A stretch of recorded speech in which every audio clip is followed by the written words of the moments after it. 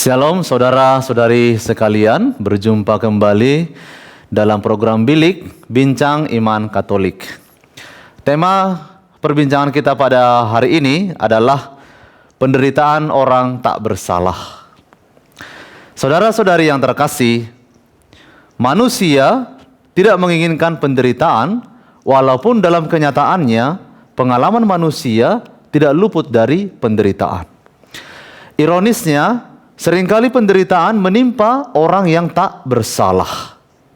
Tentu, pengalaman tersebut memunculkan pertanyaan dalam hati.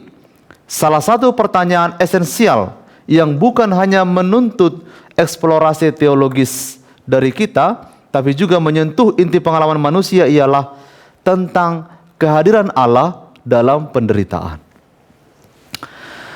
Dalam merenungkan penderitaan, barangkali baik terlebih dahulu kita merefleksikan gambaran Allah yang kita imani sebagai manusia beriman.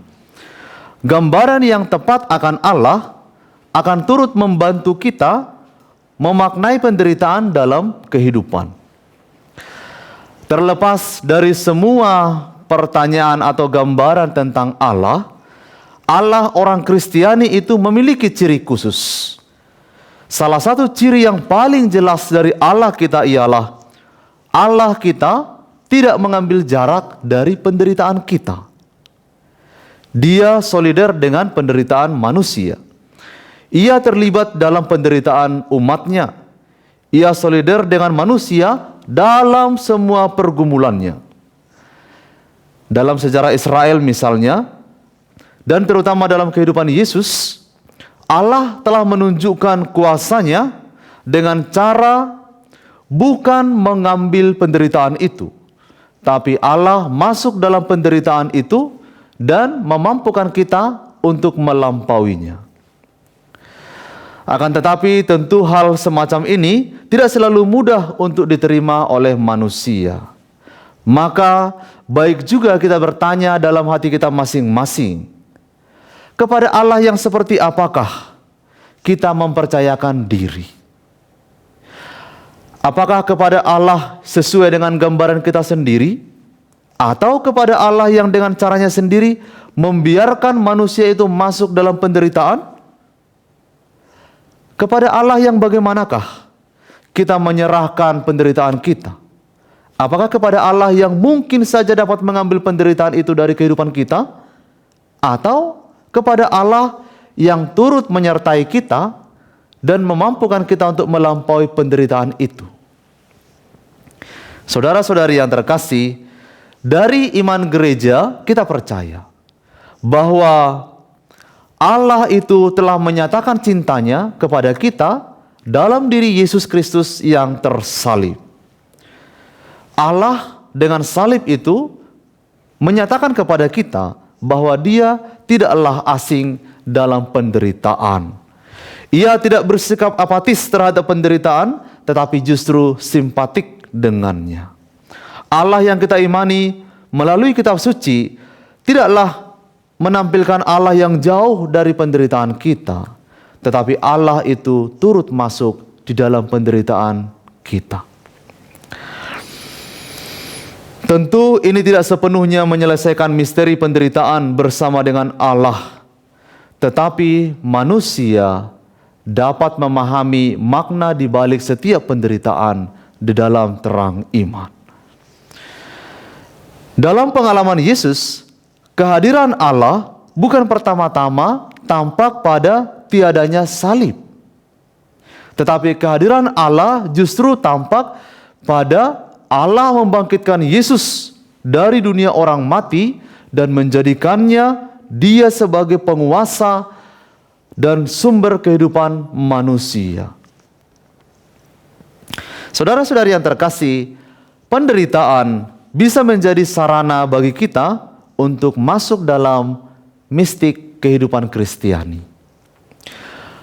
Barangkali kesaksian Santo Fransiskus bisa menambah inspirasi bagi kita dalam memaknai setiap penderitaan yang kita alami.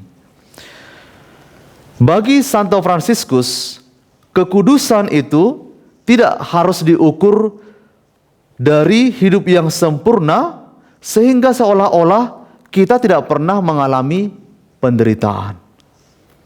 Kekudusan seorang Kristiani menuntut seseorang untuk berani mengambil jalan terbaik baginya di tengah-tengah penderitaan hidup sekalipun.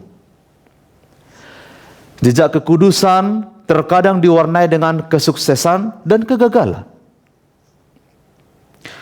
Kekudusan yang benar haruslah dimenangkan melalui daging dan darah seseorang yang hidup di dalam keluarga dan komunitas gereja. Santo Fransiskus ingin menunjukkan kepada kita bahwa dalam penderitaan sekalipun umat beriman tetap dapat meraih kekudusan hidup.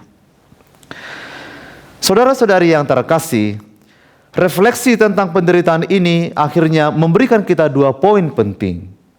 Pertama, hidup manusia di dunia ini pasti akan selalu dihadang oleh penderitaan.